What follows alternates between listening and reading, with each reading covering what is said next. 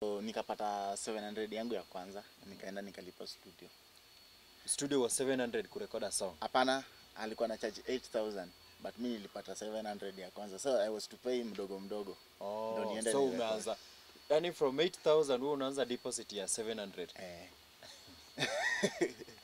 Ukarekod song yako ya kwanza. So I paid him hiyo 7. Hiyo 7 kwanza nikishamlipa ilikuwa nilipe mdogo mdogo ikitoshia do fulani hata nitaenda kurekodi sasa. So nilikuja nikapata kamera ya nini battery ilikuwa tape, hizi matape za kitambo kabisa. Nikapata kwa nyumba ya uncle. Nikampelekea nikamwambia niaje bro, hii kitu si unaweza tumia na wewe unafanyanga video. Niambia bro, hii hatuwezi tumia. Lakini aliona ile passion niko nayo. Akachukua na akaniambia fanya hivi. Alikuwa kijana kuja urecord. Hiyo ndo first time yangu kuingia kwa studio. Na so ukarecord song ukapost. Song ilikuwa inaitwaje? Hiyo song sikuwa ipost. Song nilirecord hapo. Ilikuwa inaitwa Tenda Waone, ilikuwa gospel song. I started back kama msanii wa gospel. So hiyo song ilikuwa inaitwa Tenda Waone. Na niliimba na mauchungu kabisa because of venye life ilikuwa imenigonga. Producer wa hiyo time alikuwa anaitwa Mesesi. Mtu yote anajua Mesesi. Mesesi ndio current producer wa Bahati. So Mesesi ndiye alikuwa producer pale. Hata yeye baada alikuwa upcoming kwa production. Sasa baada alikuwa hapo anangangana nini. So chemistry between me ilikuja kwa poa na yeye. Na vile nilimba hiyo ngoma ya kwanza kila mtu alikuwa anasikia anasema ngoma ni mzuri, ngoma ni mzuri. Uko na vocals, unajua kuandika ngoma. So through that walinimotivate na wakaanza kunipea kazi za kuandika. So Mesesi aliniweka kama rafiki yake sana. Nikawa niko na access na hiyo studio sana because kuna time unajua msanii huwezi pata time studio easily. But mimi nilikuwa napata time sababu nilikuwa ananiita nikuje nifanye backup kwa hizo magospel. Kama kuna msanii ajui kuandika na niita na kuja na msaidia kuandika ngoma. So nilipata access na studio nikaanza kudevelop interest kwa production. Hapo ndo develop interest ya production. Yes. Na how did you now meet Wood Phoebe? So vile nilitoka kwa hiyo studio nilienda Pacho. Hii Pacho ya Naiboy umefanya? Kwa Jegede, nilienda nikafanya na Jegede. And I did a song inaitwa Ananimada. Ilikuwa ngoma kali sana. Mada. Ananimada mama. Ilikuwa inaenda kama ngoma ya Arrowboy. Ilikuwa kali. Hiyo time Arrowboy ndiye alikuwa amepick pia. Ilikuwa ngoma yake ya nani? Sasa yangi ilikuwa inaitwa Ananimada pia. Ilikuwa kali sana. Kila hiyo ngoma nilinifungulia njia mob sana. Ilinifungulia njia mingi. Nikitembea na hiyo ngoma nilikutana na watu kama Shiti, nani, nikajulikana na watu wengi. So hapo ndio ulipatana na Naiboy. Jegede. Jegede ilikuwa Pacho, ilikuwa ya Jegede.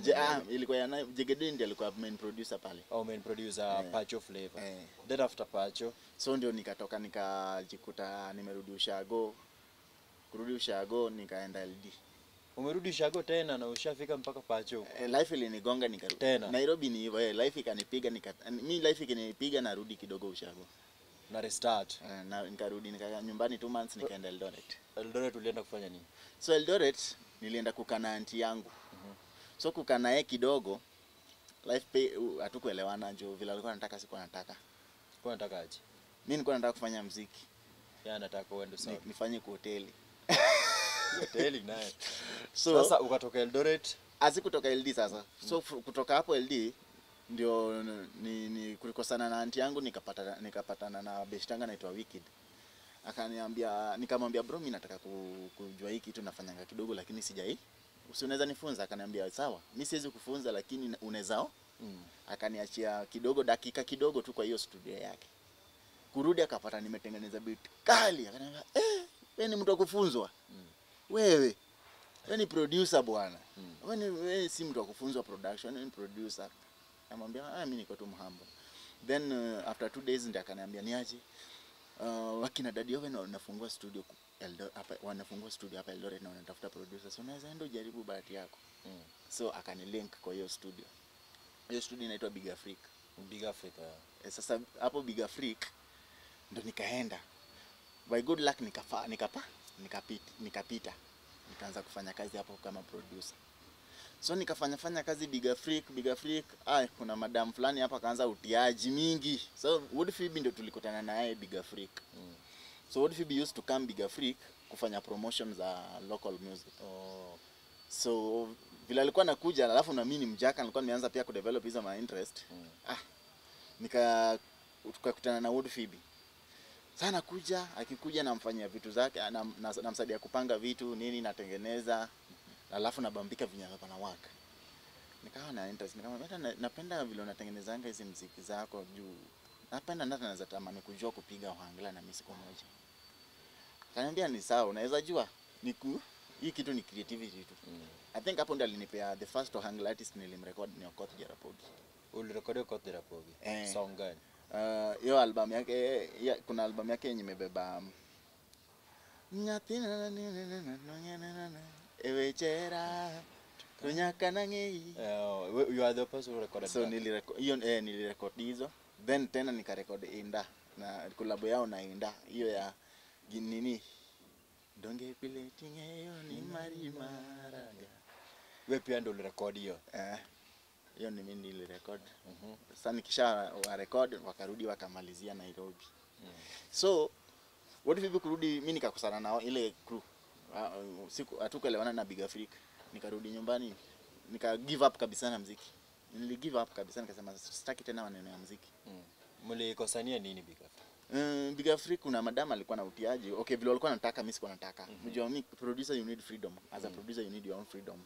Because I need freedom to interact with the people. I need freedom to do other things. Kama producer ndio nikuwe creative in the environment. But wao walikuwa wanataka nikuwe yule msee mwenye nafanya kama niko kwa ofisi.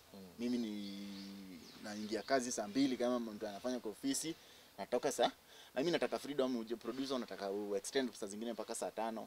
Kama mimi nakuwa creative usiku. Mchana na lazy around, but usiku kufika kuanzia tu saa 4 hapo ndio mimi hufanya muziki. Hata mixing nikitaka kufanya mixing zangu usiku. So ukarudi nyumbani tena after kutoka Big Africa? So kutoka Big Africa nikarudi nyumbani nikakaa kidogo. So nika contact Jaugana Judo. I appreciate that man. Nikamwambia niaje bro, mimi nilishatoka huko, niko hapa nyumbani. Akaniambia wewe unafanya nini nyumbani bwana? Kuja Kisumu. Mbio nikaenda kwa kina Jaugana. So I used to stay kwa kina Jaugana. Nilikaa kwa kina Jaugana like for 3 months. So Jaugana was to employ kufanya kwa production yake. So nikifanya kwa band yake hiyo time alikuwa na yeye pia bado alikuwa na umejua vile alitoka Nairobi, vitu zake alikuwa na mashida kidogo, vitu zake kuna speaker zake ziliungua. So zirudi sawa ilikuwa ina take time because unapata zingine vitu zinaimportiwa and then bado kupata hiyo do pia mara moja na Kisumu life bado ilikuwa ngumu pia. Sasa sisi tulikuwa tunategemea show na show pia iko inaleta poa. Sasa ndio tukakaa hapo na Jaugana. Nikaona life inanilemea. Alafu hiyo time nilikuwa na familia nyumbani. Nikamwambia already ulikuwa na familia. Yako ama wazazi tu? Familia yangu. So ikabidi nimerudi nyumbani. Nikamwambia tu Jaugana, man mimi narudi home. Akanipatafutia fare. Nikarudi. Sasa kurudi huko nikasema huko sina bahati juu mbona popote naenda si succeed. Nikaamua kuenda jamaa fulani best yangu huko Ushago anaitwa Nyango. Kaniambia bro, si ukuje nikufunzange hii kazi uanze utengeneze do, unaweza tengeneza, imagine every week huwezi kosa do. Nikamwambia alikuwa anaunda makofi. Coffin ya sasa mtu amekufa. Hizi macoffin za watu wamekufa alikuwa na design majeneza sasa. Akaniambia kuja nikufunze kutengeneza coffin. Alafu vile nilikuwa na idea kidogo za panel na nini, ni the same.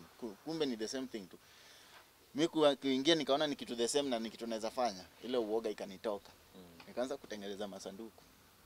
Ukatengeneza for how long? Sanduku nilitengeneza sikukaa sana. Juu niliingia hivi.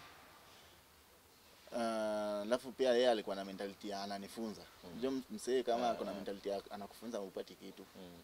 Hakuna kitu anakupea juu anakufunza, aweze kufunza na kulipa. Nikaona bado huko sasa nilikuwa nimeamua nitafanya hata kama ilipi. Nitajifunza nikijua niende nifungue yangu nitengenezenge macoffin zangu nikuuze. Then one day nikiwa tu hiyo kwa coffin tu jioni fulani nikaomba bro yangu simu yake. Ati bro nisaidie simu yako niangalie Facebook yangu kidogo. Kulogin nikaona jamaa alinitag, a friend of mine from primary school. amenitag na amenitag kwa post ya Woodfeed, Good feed. kwa post ya Woodfeed. Na kusoma naona Woodfeed anatafuta producer, alikuwa anatafuta assistant producer kwa Barikiwa. Mimi nayo saa hiyo. Pap, hello. Mimi Kido tulikuwa na wewe Eldoret. Wewe nakujua sana. Simeona uko na opportunity. Mimi nilitoka Big Free kwa wako wana treat poa. Kuja Nairobi. Na Woodfeed ni msaki akisema kuja na ukuje. Sasa mimi siko na fare na opportunity ndio hii imetokea.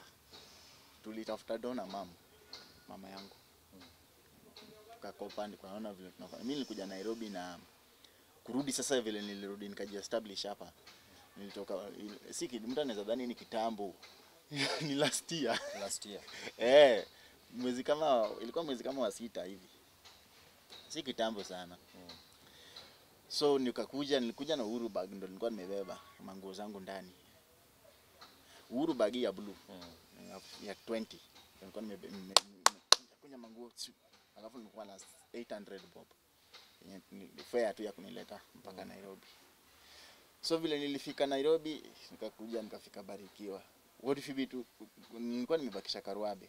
Nairobi nikasema ndio nifunika hii acha ninunue Nigerian bag kadogo ya niweke hizi vitu zisikae sana awkward. Kufika Woodfeed alinicheka tu kwanza. Vile umekuja. Nimekuja alicheka na nimekonda bro. Na nimekonda. Alinicheka. Toka ushago kikaje wewe. Huko vile nilikuwa at least Eldoret nilikuwa nakaa poa lakini sasa vile alikutana na mimi alicheka kabisa. Kaniambia sasa ndio hiyo kazi iko. Ndio piga. Akakupea accommodation akaanza already alikuwa anashajua uko na potential you can do this production job. Yes, alijua niko na potential kwa production but alijua si kwa perfect kwa hangler. So ni kublend tu kwa vitu dogo. Kunitengeneza tu kidogo. So you want to say your breakthrough imetokana sana na Woodfeed directly imetokana. Actually mimi breakthrough yangu imetoka Barikiwa. Na all of a sudden hata mimi nimekujulia tu hapo Barikiwa when we came with the Kevo Makawili. Yes, he was doing a song. That's the first time I saw what you. What made you guys part away? Now Kido, you're in a new production called African Masters. Okay, kutoka Barikiwa si eti nilikosana na mzae. Hamkukosana. Hata sasa you talk. Tunaongea vizuri sana na mzae. Hata sasa ukimpigia atashika muongee. Vizuri sana. Tunaongea vizuri na mzae. Okay, mimi pia mimi ni yule boys na mimi ukilelewa na msee ufai kukatwa point mnadharauliana tena. Unakaa kidogo unatoka kama bado anakutamani hata na yeye hata kama wewe bado unamtamani. Unajua kama anakutamani anaweza kuitako ulienda wapi kijana yangu? Ndio. Lakini kama ulitoka mmekosana hakuna siku atakaye kutafuta tena. Hakuna. So mimi nilifeel pia alafu pia nilifeel it was my right time. So vile mzae alikuwa na hama akienda utawala niwe pia ukaanza tu sasa. So Kayole ilikuwa mbali. Kayole na utawala ilikuwa mbali. So you were not leaving the studio, ulikuwa sasa usharentisha nyumba yako. Mimi nilikuwa nimerentisha nje. So far how is your new production taking? Challenges ama at least unaona una peak. Sasa okay, kuna challenges 1 2 3 juu ni kujaribu kujisimamisha. But ina peak. Unajua kulingana na mtu nimetoka kwake already wase wananitrust. Wase wananitrust because kazi zangu zinaonekana. Actually mimi ndio nimerecord album mpya yote. Hii album ya Inda. Hiyo album ya Inda yote wewe ndio umerecord. Zote kutoka scratch. Ngoma zote hizo ngoma latest Zodongo Swag zote, Elitoto zote. Hakuna ngoma latest inatoka Barikiwa sijaguza. So na appreciate because wase wote wananiamini through that. Yes. Na mimi na appreciate tu. Kila time hata nikikuja wapi nikienda wapi nitasema tu Woodfeed gave me an opportunity. Na hiyo opportunity alinipea. And do you appreciate him up to now? I appreciate so much. Ndio maana hata nikikuja hapa siwezi kosa kusema aliniokolea. Okay. Wewe ungeniona hiyo period ungecheka hata ungeniita kwako. Umechapa. Nilikuwa nimegonga bro. So ndio maana I was asking myself, mbona umetoa ngoma kama mko kwa jeneza? Kumbe ulikuwa unatengeneza. Yes, I used to make. Mbona uko na hiyo uoga? Hiyo ngoma the reason why I had to go to the coffin hadi kushoot ngoma na sanduku ni to pass message yenyewe, and then but sasa kulala ndani ni hiyo yenye nilikuwa nimeziunda, sasa sina uoga. Alafu so watu waliniambia utakufa kifo iko. So you will tell us your social media handles. Yes. And your studio, vile msanii na book ni. So mimi naitwa producer Kido Jaugana, and saa hii ninafanya African Master Studios. African Master Studios tuko hapa Nairobi. Tuko Nairobi na tunafanya kazi poa sana, kazi quality, na unaweza book through our contact 0745 79 82 55 0745 79 8255. Unaweza nipata kwa social media zote dunia mzima kama Kido Jaugana, YouTube Kido Jaugana, Facebook Kido Jaugana, Instagram Kido Jaugana, Threads Kido Jaugana. It's all over the world. Thank you so much. Book came for a... By the way, I'm the first Hangul artist to be on Thread. Thank you guys, being an established artist, upcoming artist, or any artist. Just book with African Masters at Kido Jaugana. I'm your official host, Victor Msafi Kenya. That's Untold Stories. Thank you.